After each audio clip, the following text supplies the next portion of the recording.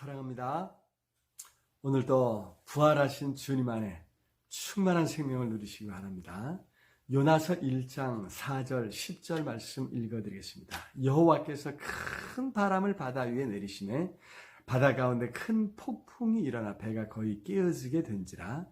요나가 자기가 여호와의 얼굴을 피함인 줄을 그들에게 말하였으므로 무리가 알고 심히 두려워하여 이르되 내가 어찌하여 그렇게 행하였느냐 하니라. 아멘. 요즘 코로나19 사태로 사회적 거리두기 운동을 해서 밖에 나가는 것이 꺼려질 때가 많지요. 그런데 잠시라도 야외로 나가보면 얼마나 세상이 아름다운지 모릅니다. 봄을 맞이해서 천지가 요동치는 모습을 볼 수 있습니다. 생명이 소리치며 솟아나는 것입니다. 살아있음이 얼마나 기쁜지를 소리치고 있는 것 같습니다. 그렇게 생명이 약동하는 것은 하나님의 끊임없는 창조의 역사로 인함이라고 성경은 우리에게 가르쳐주고 있습니다. 하나님께서 땅 위에 있는 모든 존재에게 생명을 주시는 것입니다.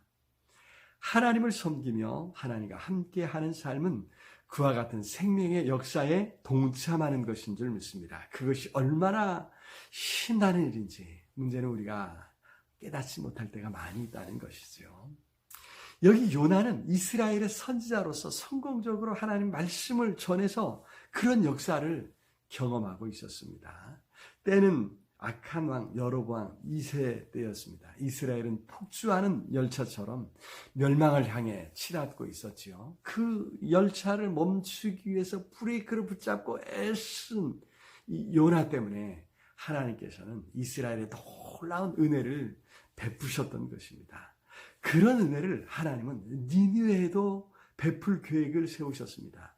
니느웨는요, 아수리의 수도로서 온갖 죄악의 근원지였고 무엇보다도 얼마 후 북이스라엘을 피로 물들일 나라였습니다. 하나님께서는 거기 니느웨 사람들에게 회개를 선포하심으로 그들을 온갖 악행에서 돌이키기를 원하셨던 것입니다. 또 자기 백성 이스라엘을 앞으로 당할 환난 가운데서 보호하기를 원하셨던 것입니다. 얼마나 엄청난 일입니까? 놀라운 생명의 역사를 우리 하나님이 준비하셨던 것이죠. 문제는 요나가 하나님의 이런 계획을 알 턱이 없었던 것입니다. 그래서 요나는 우선 당장 자기 백성을 괴롭히는 아수르에 가서 복음을 전할 마음이 없었던 것입니다. 그래서 멀리 다시스로 도망가다가 이처럼 큰 풍랑을 만났던 것입니다. 하나님과 더불어 사는 삶은 엄청난 생명의 역사에 참여하는 것입니다. 생명이 살아납니다. 우리의 삶이 뒤바뀌는 것입니다. 기쁨과 환희가 있습니다. 그걸 위해 예수님께서 세상에 오셨고 십자가에서 죽으셨을 뿐만이 아니라 다시 살아나셨던 것입니다. 예수님의 부활에는 그런 생명의 역사가 뒤따르는 줄로 믿습니다. 문제는 종종 우리가 하나님과 더불어 사는 삶의 의미를 깨닫지 못해서 하나님의 뜻을 깨닫지 못해서 하나님께 반항할 때가 있다는 것입니다. 예수님의 부활하심으로 인해 우리에게 주어진 생명의 능력을 거부할 때가 너무나도 많다는 것이죠. 요나처럼 여호와의 얼굴을 피할 때 어려움을 겪을 수밖에 없는 것입니다. 말씀에 순종하면 그 생명을 맛볼 수 있습니다. 그러한 생명의 역사에 우리의 마음을 열어야 될 줄로 믿습니다. 생명 주께 있네 능력 주께 있네 소망 주께 있네 주 안에 있네. 그렇습니다. 생명과 능력과 소망이 우리가 바라는 모든 것이 우리 주님 안에 있다는 사실입니다.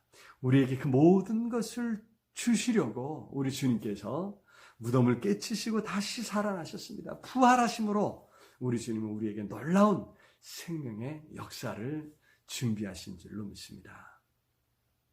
오늘도 요나처럼 피하려 하지 말고 도망가려 하지 마시고 부활하신 예수님 안에 준비된 생명의 역사를 사모하고 기대하면서 우리 주님과 함께하는 복된 하루가 되었으면 좋겠습니다. 우리 주님께서 우리를 위해서 마련하신 충만한 생명 오늘 하루 풍성하게 누리게 될 줄로 믿습니다. 사랑의 아버지 하나님, 은혜와 사랑을 참으로 감사합니다. 우리를 위해 이처럼 놀라운 생명 준비해 주신 것 참으로 감사합니다. 오늘도 주님과 함께 하겠습니다. 부활하신 주님과 함께 하겠습니다.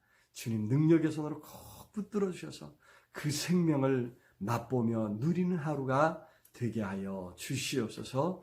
예수 그리스도 이름으로 기도드리옵나이다. 아멘.